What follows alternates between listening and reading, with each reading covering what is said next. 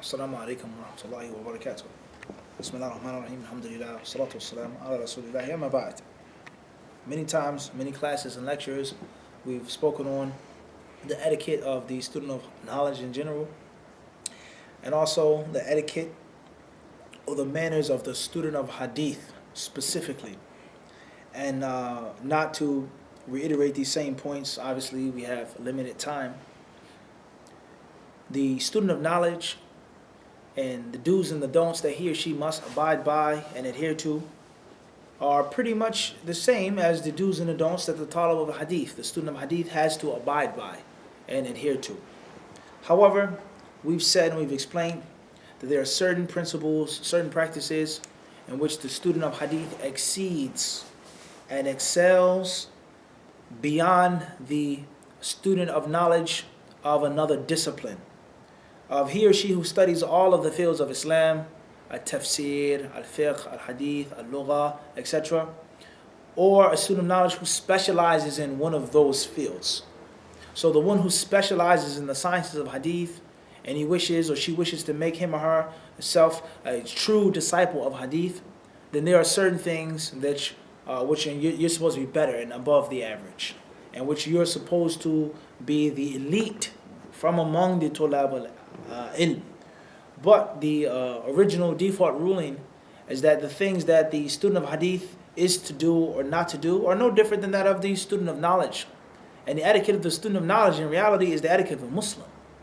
It's the etiquette of a practicing Muslim, of a pious Muslim.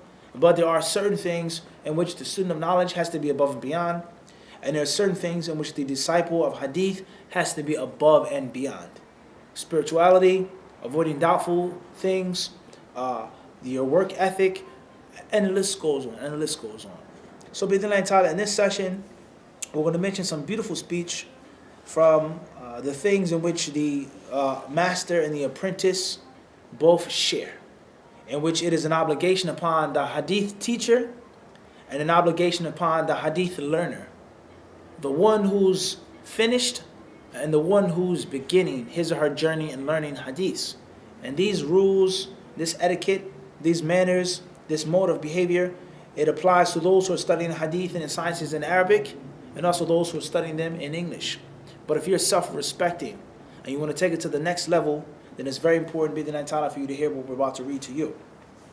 We're reading from the book Adab al-Alim wal-Muta'allim wal-Mufti wal-Mustafti, the etiquette of the learner and the teacher, the master and the apprentice, by An-Nawawi rahimahullah ta'ala, which is an extraction from his book Al-Majmu' Sharh al-Muhadhab, the introduction to his large voluminous, or his large work, exhaustive work, many volumes, in which he explained the fiqh of the Shafi'i madhab in detail.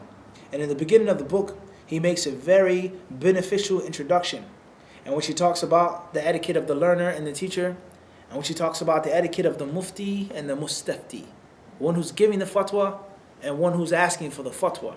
And obviously that's a lecture or a lesson or a session in itself, and that is everyone is responsible and everyone is liable. Everyone is responsible and liable. There is no, the student of knowledge is responsible for doing bad things, saying bad things, causing problems, causing chaos and havoc and mayhem, but the sheikh isn't. And he misinterpreted the words of the scholar and it's his fault for, no, the scholar is responsible as well. The mufti and what fatwa he gives and who he gives that fatwa to and how he explains it, he's responsible and he's held liable. So there is an etiquette for both. Nawawi rahimahullah ta'ala, he says here, فَصْلٌ فِي أَدَابٍ يَشْتَرِكُ فِيهَا الْعَالِمُ وَالْمُتَعَلِّمُ. The section of the chapter of the manners or the etiquette in which the student and the teacher share. And this is also very applicable to the student of hadith. Things that the learner and the teacher must do and cannot do, should do and shouldn't do. He says, first and foremost, ينبغي لكل واحد منهما أن لا يخل بوظيفته لعروض مرض خفيف ونحوه مما يمكن معه الاشتغال ويستشفي بالعلم ولا يسأل أحدا تعنتا وتعجيزا فالسائل تعنتا وتعجيزا لا يستحق جوابها. وفي الحديث النهي عن غلطات المسائل. The first point that he mentions is, listen carefully, because we know that the etiquette of the student of knowledge, or the etiquette of ilm, the manners of knowledge, there are three categories. There are things which are specific to the learner. There are things which are specific to the teacher. And there are things in which the learner and the teacher share. There are things in which the teacher, the master, the sheikh, the imam, the alim is not to do. And there are things that the learner is not to do. Okay? An example of this is, we're talking about humility, in which this is a good example for all three categories.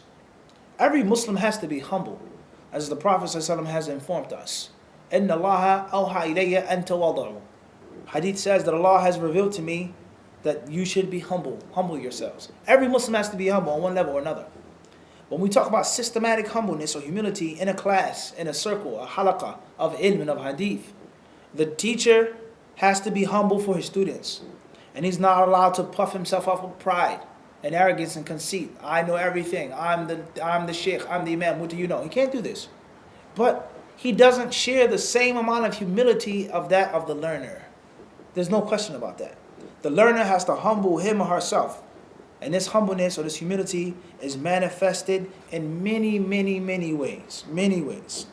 To the extent that some of the ulama, they say, such as Al-Khatib al-Baghdadi rahimahullah ta'ala, that when you go to a muhaddith, a scholar of hadith, and you sit on his bisat, his carpet, his rug, you should take your shoes off.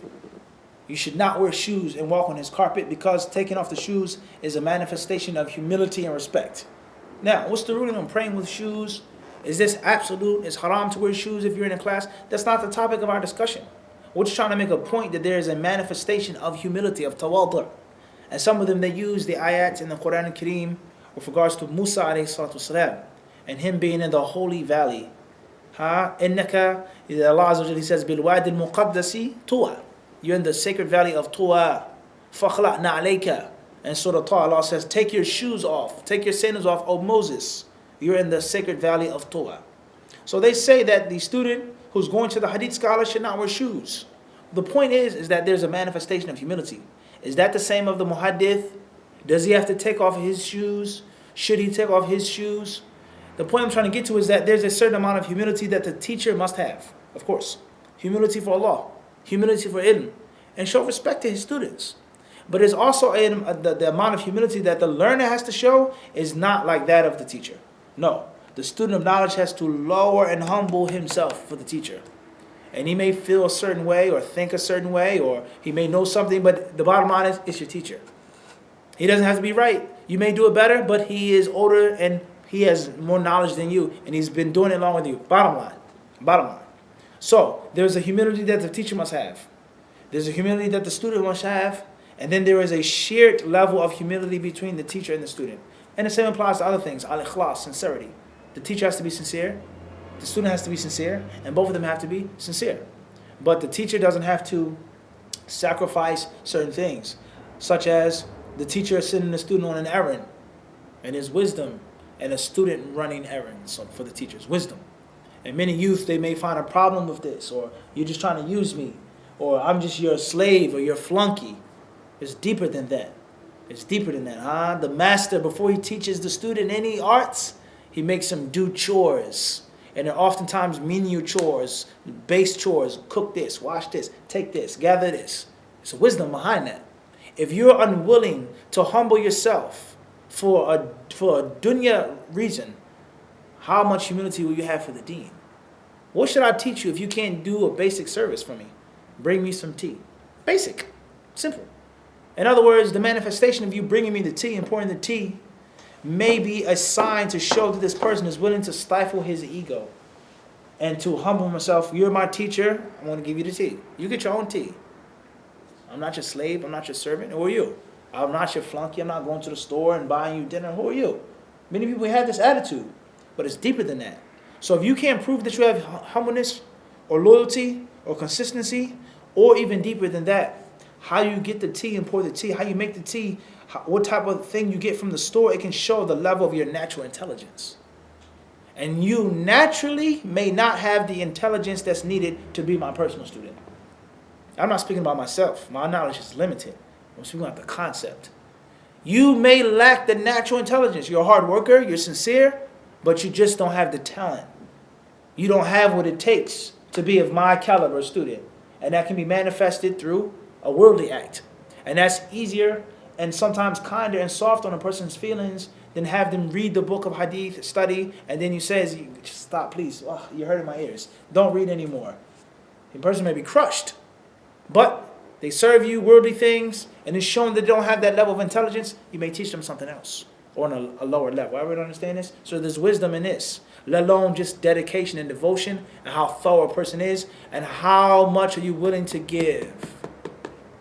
This has to be proven. Before I even talk about Bukhari, anything, come to the class consistently. We tell the brothers. Mufti, write me a letter of recommendation for Medina. Some brothers we have written letters for. Some have went to Medina, others haven't. Most haven't. Well, some brothers will say, I can't write you a letter. Or come to the class. Keep coming to the class. Where are the brothers right now that will come to the class, that said that they wanted a letter? They came to the class for 2 or 3 nights and then they stopped. So if you can't come consistent to my dars, what makes you think that you deserve a letter of recommendation to go to the Prophet's city and study? وهكذا. وهكذا. So therefore, the humility of the teacher is not like the humility of the learner. But the teacher does have to have some type of humility and ikhlas, and there are many other things. And there are certain etiquettes which are specific to the teacher, and certain etiquettes which are an etiquette that's specific to the student, and there are things which are in the middle.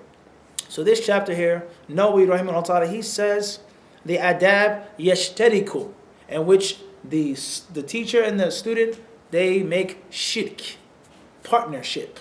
They're partners in this. Linguistically using the word shirk, ishtirak, ishtaraku, yashtariku. They're partners, in which there isn't monotheism, in which is only singling out the sheikh in its etiquette, or only singling out the student. But it's what? They both have the responsibility of this. The first thing that he mentions is, listen carefully, and there lies no doubt this is for the student of knowledge, but specifically for the hadith disciple, for the learner of hadith. He says, you are to be a hard worker, and you're not to infringe upon and violate your duty, your job, with any type of reason or excuse, such as, he says, maradin khafifin. He says, slight sickness. So this means that a student of knowledge, which he shouldn't, but hypothetically speaking, as let's say, a student of the Quran, hypothetically speaking, or of the qira'at, or of fiqh, and there's no disrespect to those sciences. خَيْرُكُمْ مَنْ تَعَلَّمَ الْقُرْآنَ وَعَلَّمَهُ. The best of you are those who learn the Quran and teach it. But the discipline of qira'at and of tafsir and fiqh is not like that of the student of hadith. There's no question about that.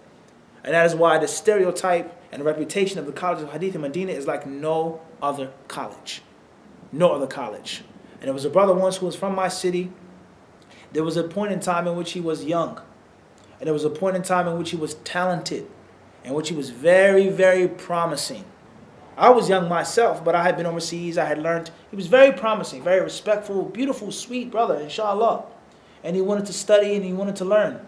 And he came up to me and he walked up to me with the glassy eyes and the bobblehead, you know, with a bright face. You studied in Medina? You were sat with Sheikh such and such? You went overseas, you were in Medina? How can I go? And wallahi, I remember when that was me, with the glassy eyes and the head movement and being impressed and so amazed at someone that was in the Prophet's city. The Prophet's city, you sat there, you ate there, you sat with the scholars. And he came up to me and he says, how can I go? And I want to go and I want to apply, etc.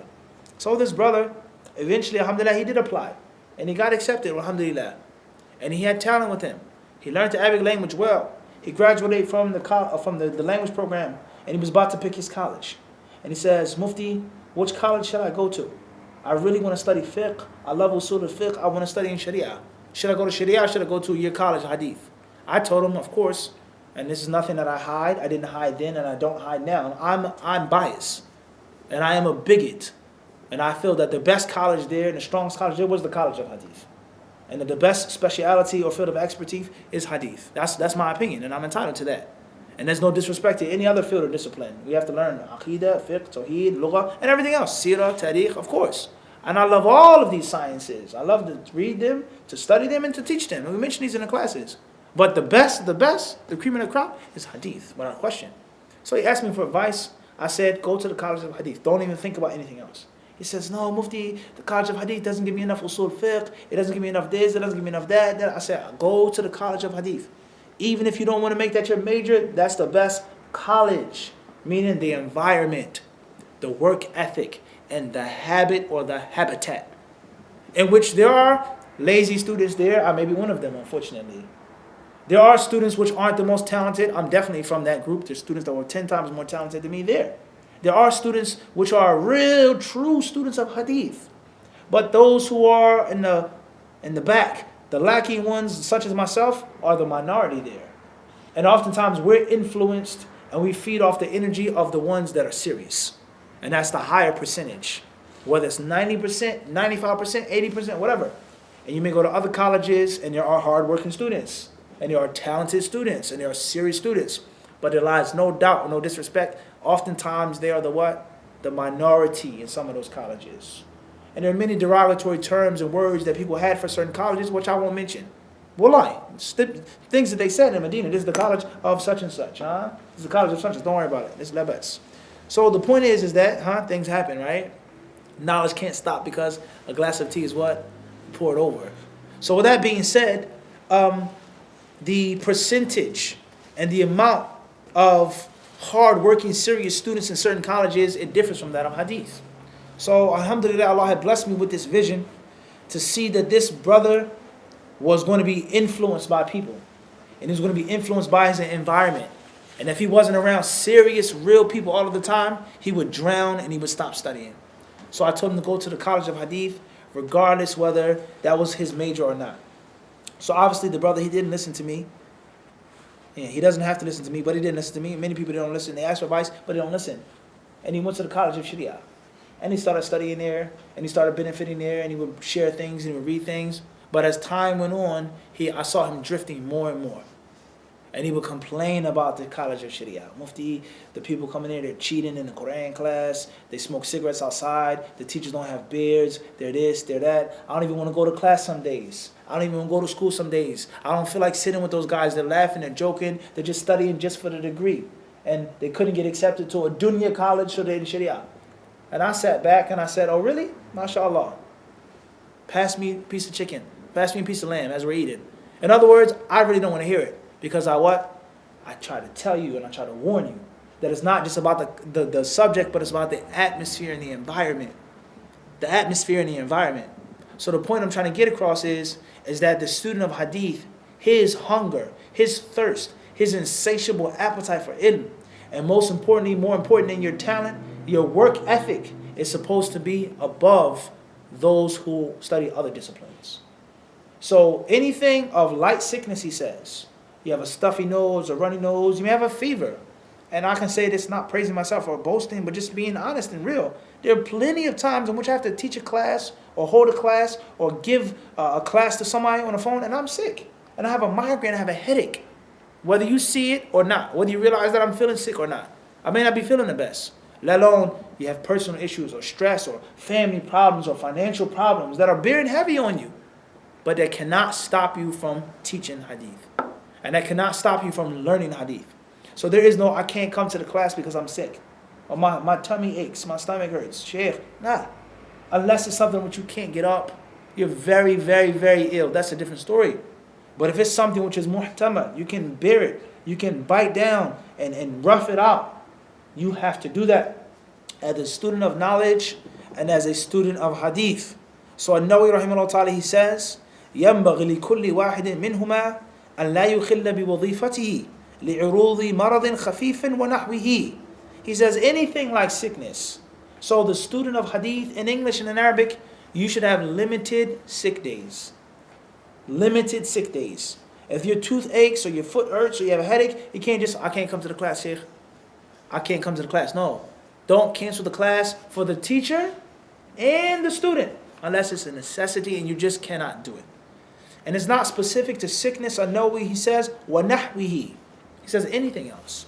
Money, children, wife, whatever is the thing that stops you and prevents you from holding the class and teaching the class and attending the class and learning from the class. So it's the first etiquette of a serious student of hadith is to be dedicated, is to be devoted. When my father had passed away, a few years back. The day of his death, I did a class in Philadelphia. I did a class at the masjid because it was in summertime. I was home from Medina in the summer, and it was the normal class schedule. So as I did the class, some of the older brothers said, Mufti, why are you doing a class? Shouldn't you be home with your family and mourning and preparing for the janazah and so on and so forth? I told those older brothers, I said, no. I said, I'm doing a class. And that's because if my father was alive, I would bet my money that he would want me to do the class. And not to stop teaching and nothing to stop or prevent the class from going on. And I'm not trying to be extreme, but I'm trying to make a point here, is that you have to be dedicated and devoted. And alhamdulillah, dedication and devotion and sticking to your chosen craft, your chosen art, is something that I learned from my father. Directly and or indirectly. And that's why I did the class on the day of on the day when she passed away. It wasn't the day of the janazah, but the day when she passed away. So you can't allow a small thing or a simple thing to come between you. Nothing can stop you from your mission of learning hadith and teaching hadith. You got to be dedicated and you got to be devoted. And obviously, if you have this level of dedication and devotion, people are going to criticize you. And they're going to accuse you of being extreme or being imbalanced. You need more dunya money. You need to save this. You need to have this. You need to have this investment. You're too old not to have this. That's your lifestyle. But that's not my lifestyle. You have not read 40 hadith of Nawawi in your lifetime. Let alone memorize the book. You didn't even finish the book from cover to cover. I'm not saying this about myself, but a student of hadith, he may say, I read 1,000 hadiths a day. I read 500 hadiths a day. I read an entire book a day of hadith. Me and you cannot sit at the table and discuss what's the meaning of devotion and dedication. Because we live in two different worlds. It's like the whale and the falcon. What conversation can they possibly have? The falcon soars in the air, soars in the sky. And the whale is in the depths of the ocean. What can they talk about? What serious conversation can they have? So the point is that, and Nawawi, he says, you can't allow anything to stop you from doing your duty when it comes to hadith. He says, wazifa, your job. Your job is to teach hadith, and your job is to learn hadith. He says, مِمَّا يُمْكِنُ مَعَهُ الْإِشْتِغَالِ, from that which you can do at the same time. As far as an absolute necessity, or you don't come in time, it's too late, you can't be there, it's one thing. I can't come, the class is canceled. But if you can do it at the same time, then you do it. Meaning you're a little late, or you come without everything that you need, or you're a little sick, or you're hungry, your stomach is growling.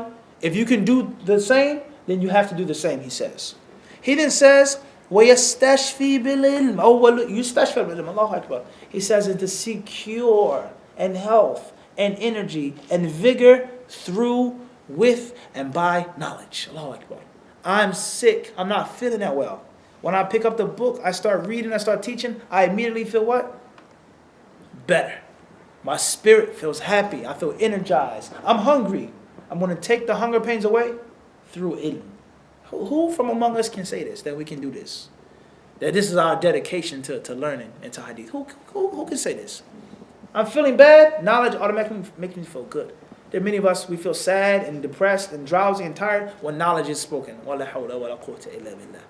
Shaykh al-Islam ibn Taymiyyah, rahimahullah ta'ala, when he was sick, some of the doctors, they said that you have to stop studying the way you're studying. This is Ibn Taymiyyah, Shaykh al-Islam.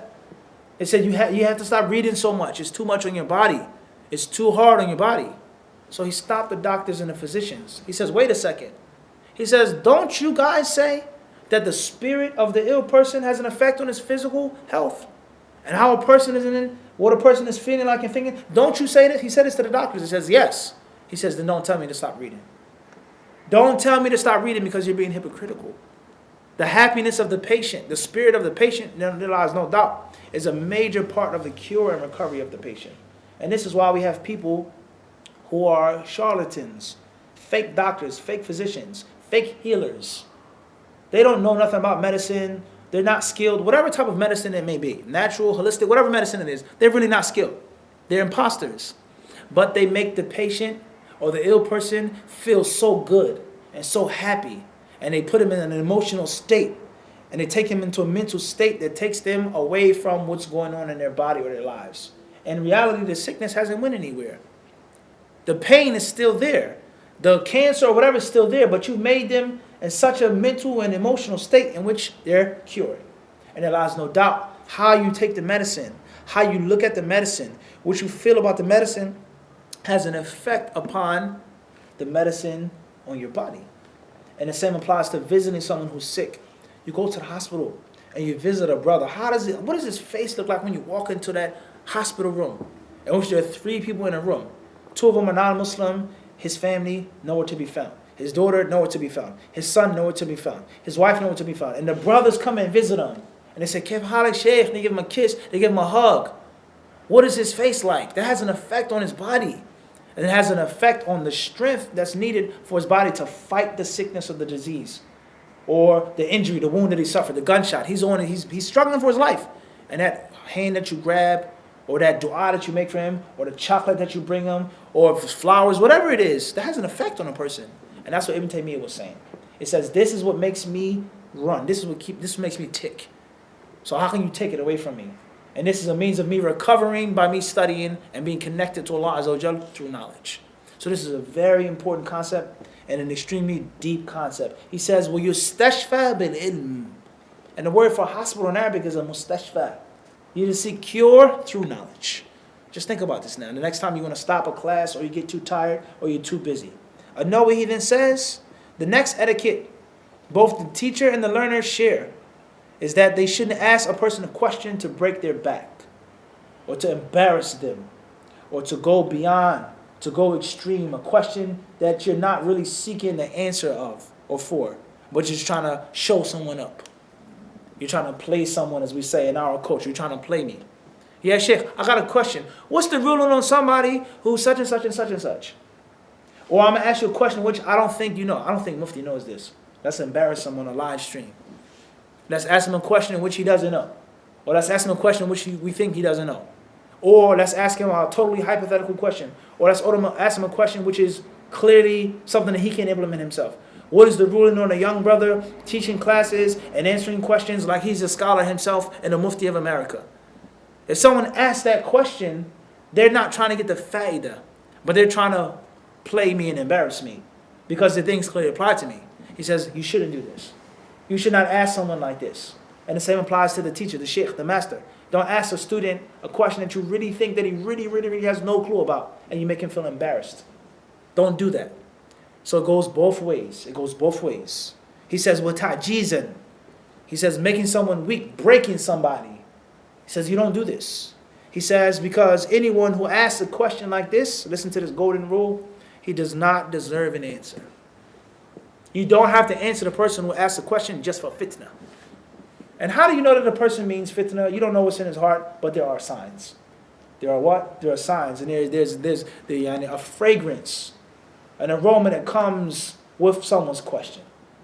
And the more you teach and the more you learn, the more you can recognize this. Allah gives you intuition. You have experience that this person is a fitna monger. It's clear. He's trying to make a fitna. He's trying to embarrass somebody. He's trying to play someone. Or you may find someone who asks some type of technical question to show that he knows things. And this happens often, all of the time. Whether the brothers realize it or not, they ask a question which is way beyond their own level. The people in the audience are lost and clueless. And he gives a 2-minute question, yeah, Sheikh, and such and such and such and such. Are you asking because you really want to know? Tayyib, alhamdulillah. There's nothing wrong with people being on a higher level. Are you trying to ask to show that you what? I know something. And I stick out as well. He says, so someone who asks a question like this does not deserve to be answered. And only Allah knows the wisdom behind this and how much this can protect you and save you from fitna. Before you even say something, you don't even have to say anything of a controversial issue that's only going to cause trouble and problems later on. He then says, and it states in the hadith, that there's a prohibition from ghulutat or aghlutat al-masail, hairy questions, as they translate it. Issues which are clearly problematic or sticky, things that are just mushkila. Tayyib. So that's the first etiquette, or the first manner in which the scholar, the learned person, and the learner, they both share. And the same applies to our sacred culture of hadith. Our sacred culture of hadith. Number 2, وأن يعتني بتحصيل الكتب وشراء وشراء واستعارة. ولا يشتغل بنسخها إن حصلت بالشراء لأن الاشتغال أهم إلا أن يتعذر الشراء لعدم الثمن أو لعدم الكتاب مع نفاسته فيستنسخه ولا فينسخ ولا يهتم بتحسين الخط بل بتصحيحه ولا يرتضي مع إمكان تحصيله ملكا إن استعاره لم يبطئ به لئلا يفوت الانتفاع به على صاحبه ولئلا يكسل عن تحصيل الفائدة منه ولئلا يمتنع من إعارته غيره وقد جاء في ذم الإبطاء برد الكتب المستعارة عن السلف أشياء كثيرة نثرا ونظما. He says here the second etiquette is that a person should look after buying, purchasing, and obtaining books. Buying, purchasing, and obtaining books. He says buying them, borrowing them, lending them, giving them out. You have to be connected with this. And it's a very important etiquette for the student of knowledge and also for the student of hadith. Certain books of tafsir or fiqh or history, you can get in one volume. You can do research in a couple books. But to make takhrij of one hadith, to find one hadith, to make a ruling on one hadith, you may need, literally, without any exaggeration, 20 volumes for one hadith. You may need 20 volumes, 50 volumes, 30 volumes to write a book. And this is why the library of the student of hadith is presupposed, al-muftarad, presupposed, his library is supposed to be bigger than that of other students of knowledge. And this is something that we saw in Medina. The brothers that were in the college of hadith, they had bigger libraries. They had stronger libraries. And those that weren't in the college of hadith had nice, strong libraries. There lies no doubt they were directly affected and inflicted and infected with the culture of the college of hadith. This brother was in Kulliyat al-Dawah, or Kulliyat al-Sharia, or Kulliyat al-Quran, and he has a really, a maktab, a dakhma, a brolic library. It's because he hangs out with brothers in college of hadith. He drunk from their water. He was infected with their sickness as well, the sickness of buying books. So at Nawawi, he says this is very important. Now, before we move on to Nawawi's speech, in 2018, we have many challenges, such as the PDF. Why do I need to buy the book? The brother said I had a PDF. Alhamdulillah, I'll be hypocritical if I said the PDF is not beneficial, it's not important. But every PDF that I have, I also try to have the actual book. If the book is out of print, I can't find it, the book is overseas, whatever the case may be, it's too heavy to carry in my suitcase traveling, then I put it on a PDF. But if that isn't the case, the asl is what? The kitab. That's the asl. And the Kindle and the Nook and the iPad and the Samsung Galaxy and things like this, that's not the asl. That's not the asl.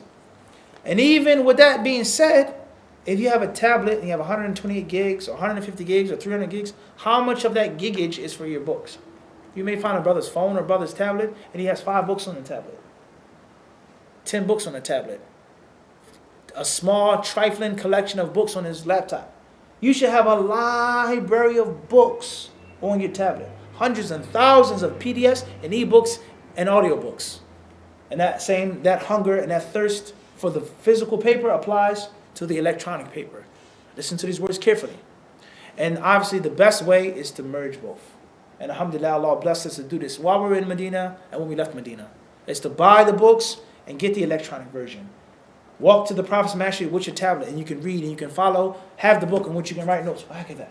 What happens when your battery dies? Or when tea spills? What happens when you don't have no service to download? Or what happens when there's too much sunlight, it's glare outside?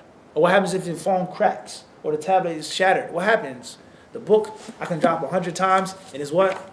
Sturdy, rough and tough. I can read the book in the sunlight. I don't need no connection. I don't need a battery to read the actual book. Let alone the what? The smell of the book, the feel of the book, taking notes in the book, and the list goes on.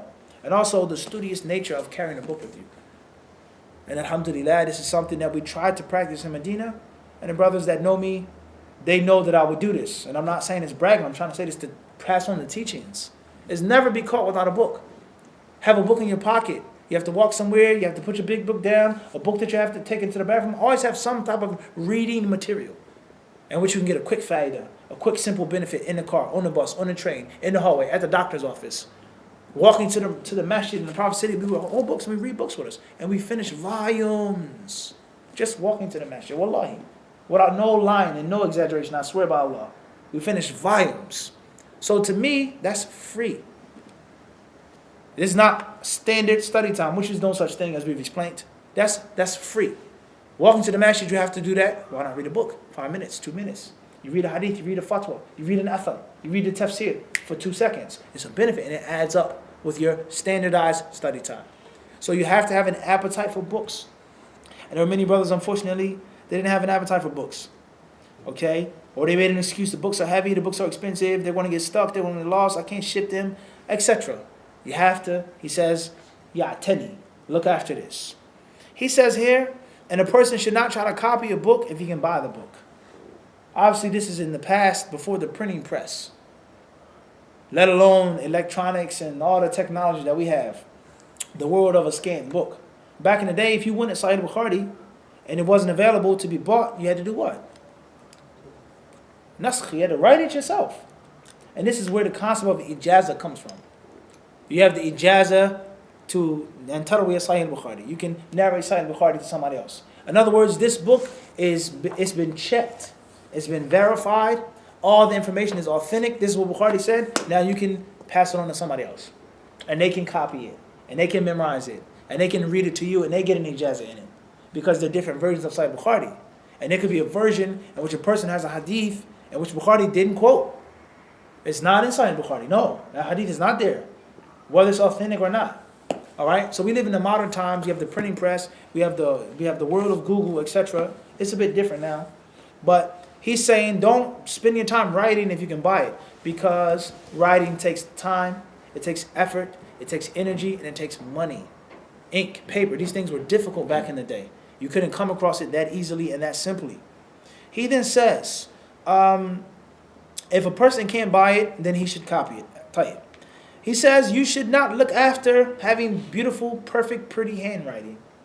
That's not important. He says what's important is that it's correct handwriting, is that it's valid.